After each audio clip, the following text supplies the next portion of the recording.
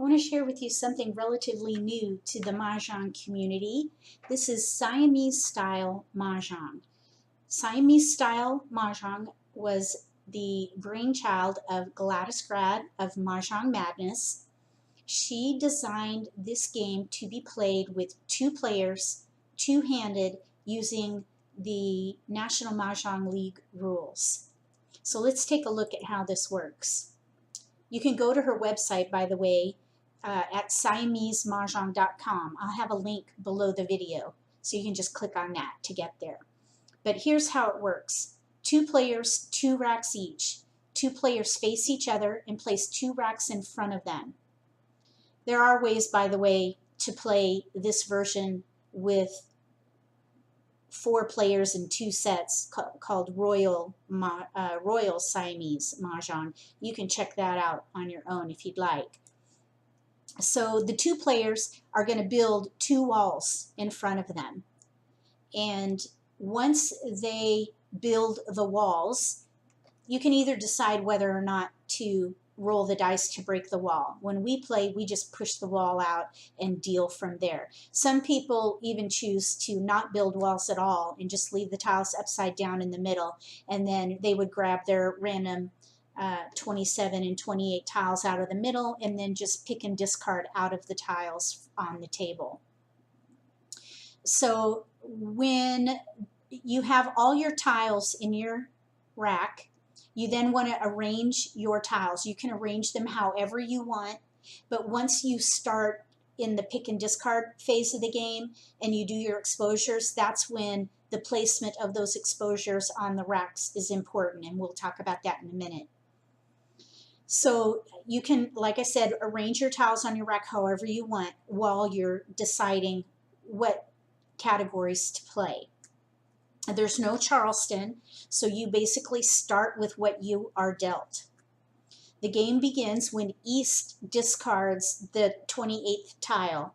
Then the two players both have 27 tiles, and the pick and discard phase of the game begins.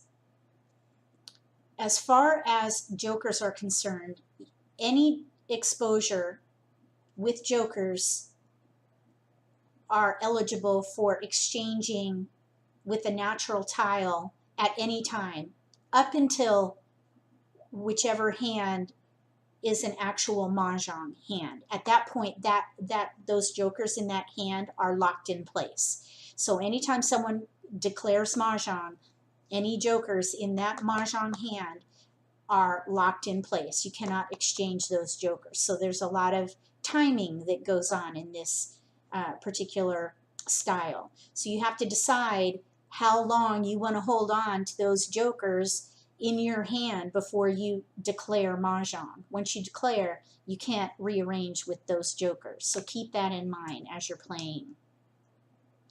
So again, you can use your racks interchangeably as far as the tiles that are held in your concealed hands until they're exposed. Then they have to remain where they're placed. Let's see here. Let's talk about dead hands. If a player is declared dead for 2 hands, the game ceases. And let's see, the dead player pays the opponent 4 times the value of the opponent's existing Mah Jongg, or 4 times the lowest value on the card.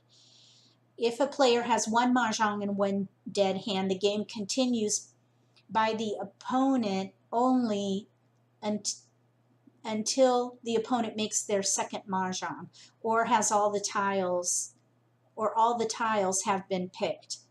So the game continues by the opponent only. So that's strange. I don't remember reading that rule. It just feels weird. So that one player would just pick and discard until they have their hand. Let's see here. In a regular 4-handed Mah Jongg version, the dead player has to cease playing while everyone else continues. Think of the other player's 2 racks in the 2-handed version as 2 individual remaining players. If one hand is dead, there are still 3 players alive. So they would still keep playing. It's just that one hand would be dead. All right, that makes more sense. So the game ceases when one player has declared 2 Mah Jongs. when the tiles from the wall or when the tiles from the wall have been used and the last discard has been made. So sometimes there are only 2 mahjongs, one for each player. If a player has a rack that is declared dead, that player may continue to exchange tiles between the racks, but may not use the tiles from the exposures that made the exposed hand dead. And that's kind of like the regular National Mah Jongg League rules. In order to, let's see, jokers may be exchanged from exposures in the dead hand only if that exposure did not cause the hand to be declared dead. That also is the National Mah Jongg League rules. And here she points to the National Mah Jongg League tournament rules and Mahjong Master Point rules for more information. As far as scoring and payout, payment is made at the end of the game and is strictly paid based on the number of mahjongs you and your opponent have. For easy payouts, keep score. At the end of the game, the player with the lesser score will pay the winner the difference between the 2 scores. That's how we do it. The first mahjong by a player receives the value on the National Mah Jongg League card, regardless of if it is self-picked. But if it is jokerless, the value is doubled. Let's see here. The payer is not penalized for throwing a tile that is claimed for mahjong, not for Siamese style anyway. If a player declares and wins the game for their second mahjong, the payout for the second mahjong is doubled, regardless of whether or not it is self-picked. Payout is doubled again if the second mahjong is jokerless, and that, of course, is excluding the singles and pairs category. A player who declares, exposes, and wins with 2 mahjongs at the same time receives double score for both hands. So there's some strategy there of withholding a mahjong until you have a mahjong with your other hand, but you risk the other player doing the same thing. So you got to be really careful and definitely work on your timing. Below the rules for the 2-player Siamese style is a 3-handed variation or 4-handed, and that's called, again, Royal Siamese, and that's played with 2 sets, 2 racks for each player, and each player plays 2 hands, basically. I also want to point out that there is a Facebook group for Siamese style mahjong. Just go to your browser and go to your Facebook page, and then you can just search. I have it, I've joined it, but if you want to find it, you can just type in Siamese Mah Jongg, and it will come up right there. So here's the Siamese Mah Jongg Guild. It's run by John Davis. There may be other leaders in that group, I'm not sure. But there is a pinned post at the top with the Siamese Mah Jongg rules.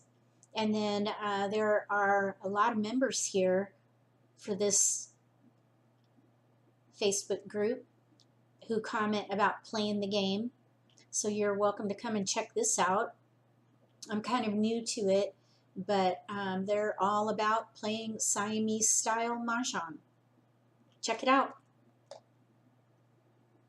If you've never heard of Siamese Mah Jongg, comment about it below. I'd like to hear what you think about that.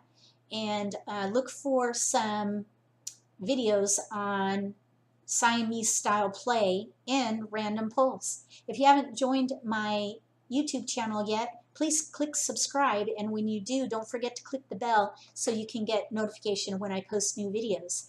And maybe I'll see you at the next Siamese Mah Jongg game.